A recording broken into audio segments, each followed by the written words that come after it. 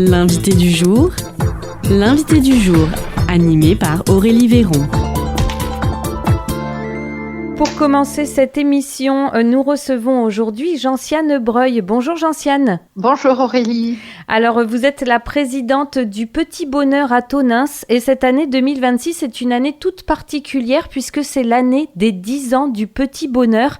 Comment est-ce qu'on peut le qualifier, ce lieu de rencontre de vie ? Ce lieu, c'est un tout petit lieu convivial qui se veut accueillant, paisible, ouvert à tous. On n'est pas obligé d'adhérer pour consommer une boisson. On est en face de la gare, donc ça peut être utile pour des gens qui arrivent ou qui repartent en train. Mais sinon, surtout, on a tout un planning de différents ateliers, activités, tout un programme que des personnes peuvent recevoir par mail. On a 450 adresses mail à qui on envoie notre lettre de nouvelles avec le programme. Voilà, c'est 10 ans. Pile le 15, ça a été le 15 mars, le jour précis de l'ouverture, il y a 10 ans, du Petit Bonheur. Même si l'association a été créée il y a 12 ans, parce qu'il faut anticiper les statuts et tout. Mais l'ouverture du lieu prêt à accueillir le public, c'était le 15 mars 2016. Donc vous avez fêté le 15 mars 2026. Oui. Mais 10 ans, on s'arrête pas là, on s'arrête pas juste à souffler les bougies. Donc vous avez aussi décidé de proposer un spectacle. C'est bien cela ? Oui, tout à fait. On voudrait, parce que les 10 ans, le jour même, on a invité les anciens bénévoles, les bénévoles, les habitués, tout ça pour un moment sur place. Mais là, on a choisi de faire un spectacle pour un public plus large et dans une salle que la mairie de Tonneins met à notre disposition. Ça, pour ceux qui connaissent, ça sera à la salle Lagabar du Centre culturel, dimanche 29 mars, qui est le jour du dimanche des rameaux. Pour les protestants et catholiques, ça a un sens. Le dimanche des rameaux, le 29 mars, à 17h. Voilà, ça sera en après-midi. Les élections seront passées. Et voilà. Et on a choisi cette fois-ci de ne pas faire comme on fait nos apéros en musique habituellement, avec des variétés françaises, des groupes qui chantent et qui jouent là. Non, là, ça sera une comédienne. Le titre, c'est Marie de Nazareth. Et elle va vous expliquer elle-même tout à l'heure ce qu'il en est du contenu de ce spectacle. Voilà. Et donc, ça sera libre participation aux frais et on prévoit un petit buffet, un petit verre à partager après pour ceux qui le veulent. On aura nos petites tables qu'on a habituellement sur notre terrasse, des petites tables de couleurs qu'on va amener sur place pour ceux qui veulent après le spectacle qui dure 1 heure, ceux qui veulent rester un peu pour parler avec nous. Et voilà, on est très content d'avoir tenu 10 ans parce que voilà, entre le Covid et tout ça, c'est pas simple. On espère que ça sera 10 ans, c'est jeune dans une vie. Donc on va dire qu'on est encore jeune et on a plein de projets et beaucoup d'enthousiasme pour continuer, oui. À accueillir dans une ambiance, beaucoup nous disent, on aime bien venir, c'est calme, c'est super, c'est bon, on se sent bien accueilli et puis sans plus, quoi, parce que c'est vrai qu'on peut le redire, beaucoup savent, à l'origine, on est des chrétiens de différentes confessions évangéliques, protestantes, catholiques qui se sont mis ensemble pour créer ce projet, mais on s'est engagé à une charte de non-prosélytisme. Vraiment, ceux qui viennent se sentent bien, mais on n'est pas là pour parler ni religion, ni foi, ni quoi. Même si en tant qu'individu, on peut répondre à des questions personnelles, pourquoi on fait ça, mais on s'étend pas très rapidement personnellement. On peut répondre à des questions, mais sans plus, quoi. Les gens ne sont pas du tout gênés. Ceux qui voudraient rester complètement en dehors de tout ça, et ils le sont, pas de problème. Mais bon, ça nous a orientés quand même dans le choix de ce spectacle pour nos 10 ans, pour ne pas rester dans les chansons françaises. Ça, on peut le faire sur notre terrasse, mais là, on a voulu proposer dans une salle de la mairie quelque chose de un peu plus orienté, même si ça convient vraiment à tous. Elle vous le dira, la comédienne. C'est donc Marion Combe que vous allez entendre. Oui, on va l'écouter tout de suite. En tout cas, merci beaucoup Gentiane Breuil. Donc je le rappelle, vous êtes la présidente du Petit Bonheur de Tonneins. On va en savoir plus donc tout de suite sur ce spectacle. Merci Gentiane. Merci Aurélie.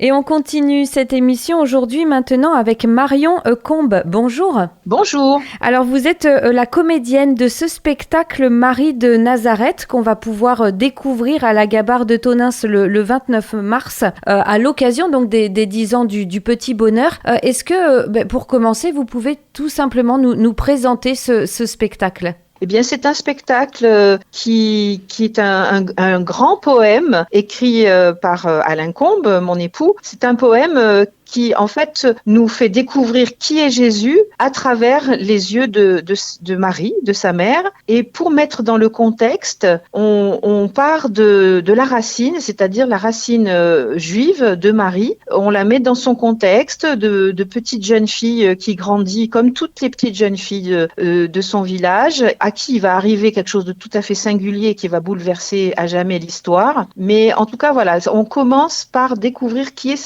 cette petite jeune fille toute simple qui a des rêves, qui a envie de se marier comme toutes les jeunes filles de son époque et qui est pieuse, qui suit les coutumes de son peuple, qui fête les Shabbats, qui fête toutes les fêtes juives et qui va être le réceptacle du bouleversement le plus grand qui ne soit jamais arrivé sur Terre.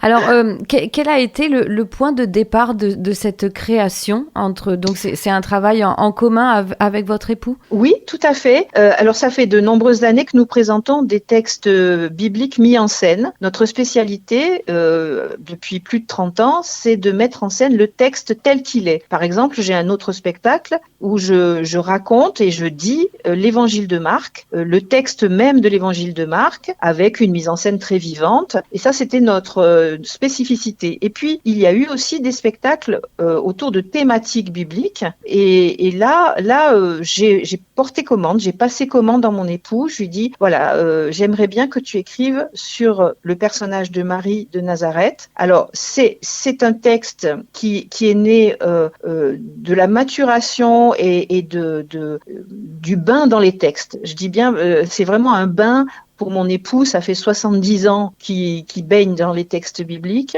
on peut dire qu'il est vraiment amoureux du texte biblique et de la culture biblique, des cultures bibliques. Et en ce qui me concerne, moi, j'ai découvert le texte un peu plus tard. Enfin, en tout cas, j'avais une vingtaine d'années et maintenant j'en ai 60. Donc, ça fait quelques années que je le fréquente. Et donc, c'est en s'immergeant dans le texte que on a eu envie de faire un spectacle poétique sur le personnage avant tout de Jésus dans son contexte et bien sûr il y a Marie. Alors je tiens à préciser que c'est ni un texte protestant ni un texte catholique, c'est un texte d'un poète parce que mon mari est écrivain et poète, mais un poète qui a des racines de foi et qui a des racines profondes puisque je vous dis ça fait 70 ans qu'il étudie le texte et aussi tout le contexte du texte.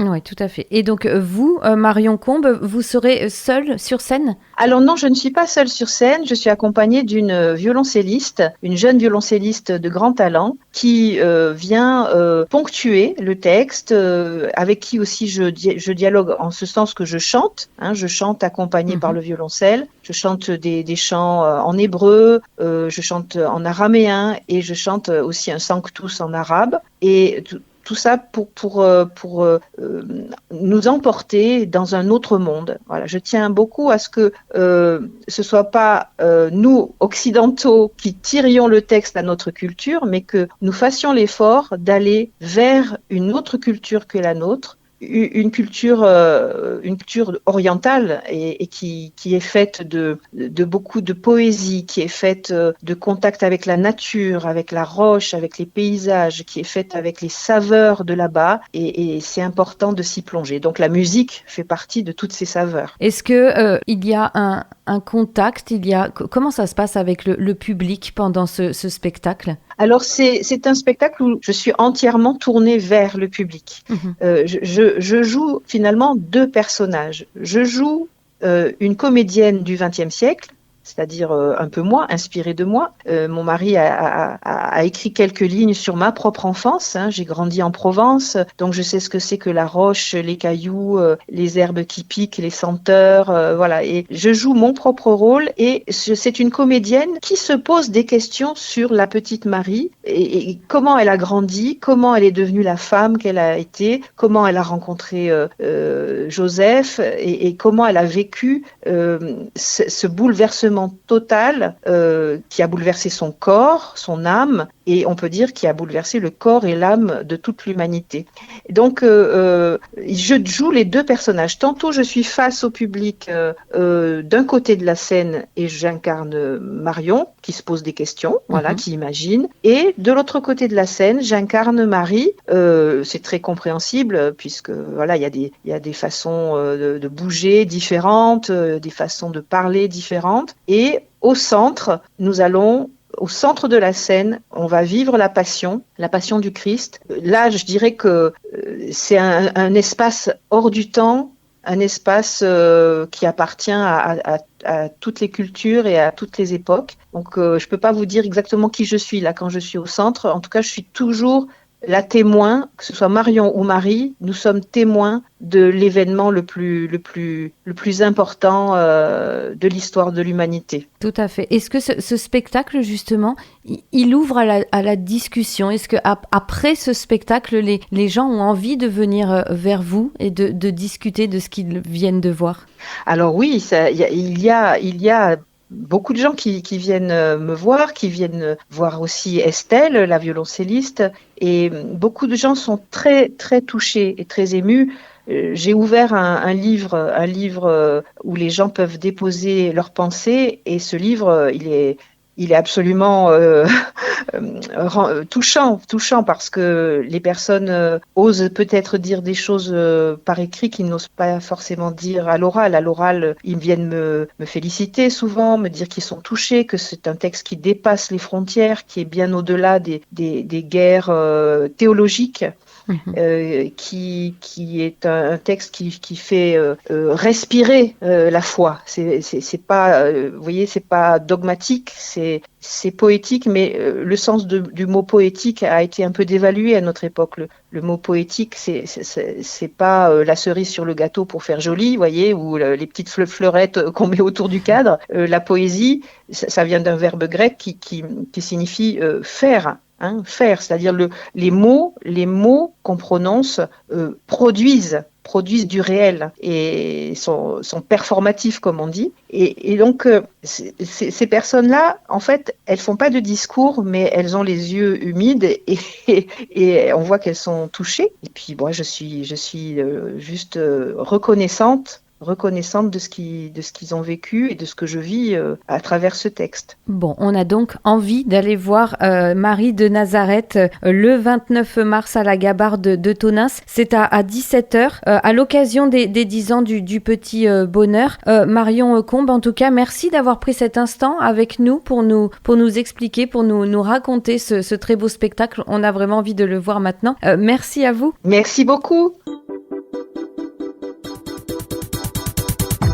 C'était l'invité du jour, animé par Aurélie Véron.